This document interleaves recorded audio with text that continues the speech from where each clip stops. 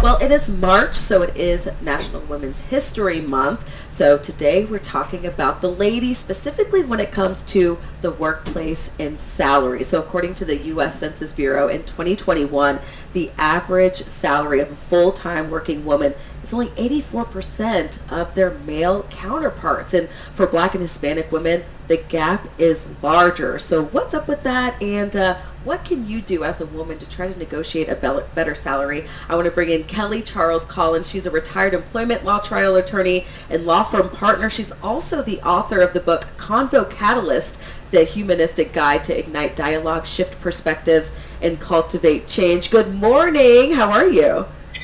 Good morning, Crystal. I am so well. How are you? I'm doing good. Now, we noticed that you have a pretty controversial take on the reasons for the wage gap when it comes to men and women. Explain that. So I don't know that it's so much controversial, but we think about discrimination and sexism, right? So that's the systemic issues. But as women, we really have to understand what is our role in this, right? So when we think about what we're doing and not doing, whether we're speaking up or not speaking up, we know that there are the systemic issues, but there's also the role that we play in making sure that we do get the wage gap closed. And as you said, for Black and brown women, it's even more abysmal than it is for non-Black and brown women. Mm-hmm. And when we're talking about negotiating salaries, I know it's a conversation a lot of us kind of hesitate to have, with our boss.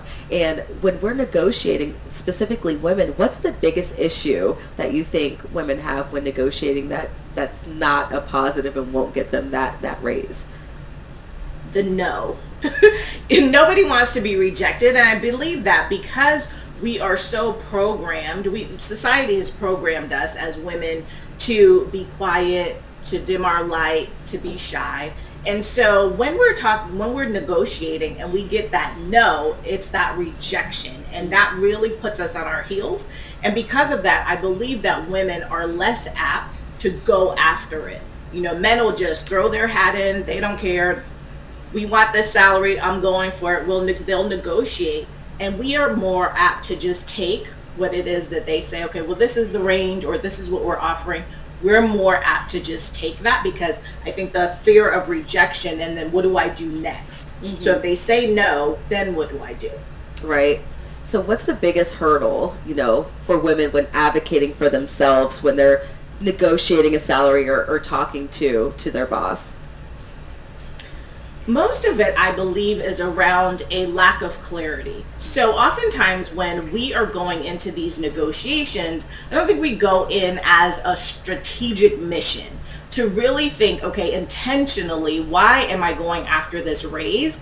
And so that I can now communicate that to another person, because it's all rooted in our value. And if we haven't done the work to really understand who we are, which we're brilliant, women are powerful at our core, and we are amazing. But sometimes because we achieve and move on, we don't take the time to really take stock of who we are. And so when we go into the conversations, we're kind of on our back heels and not really understanding how to counter what's happening in the conversation. And so if we get a little pushback because we don't have the clarity around why we're in this conversation in the first place, and a strategy to go around the roadblocks or to really address the objections, we come up against this. And so this is what's holding us back. Mm-hmm.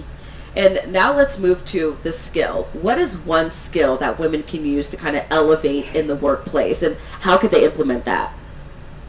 Absolutely. To be a great speaker. So, we talk about public speaking being the number one fear in the world, even more than death, right? But whether you're in the C-suite, whether you're in mid-management, whether you're in lower level management, the ability to communicate, whether that's up, down, across, is really vitally important. And if we as women learn to really leverage our voices, and I always say leverage as opposed to find your voice, because we haven't lost our voices, we have our voices. But if we learn to really strategically leverage our voices, then we will be in a better place, because we've been told what? Be ladylike, be quiet, right, all the things. So being able to really speak up and be a great speaker is paramount for women. And then speaking of using your voice, tell us a little bit about how your book, Convo Catalyst, is empowering women to use their voice in and outside of the workplace. Absolutely. So what it does is give you a real framework. I always talk about communication being an art and a skill. And in the book, we talk about the perfect framework. So it gives you a roadmap for getting into these strategic conversations. So P is to prepare for the conversation.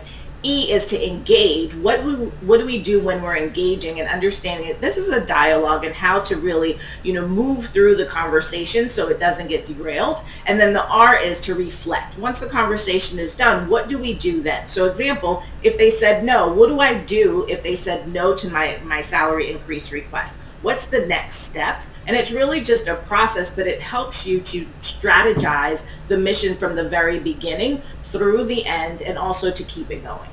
Awesome. Thank you so much. Great advice from Kelly Charles Collins joining us from Orlando this morning. How can we get in contact with you or learn about your new book?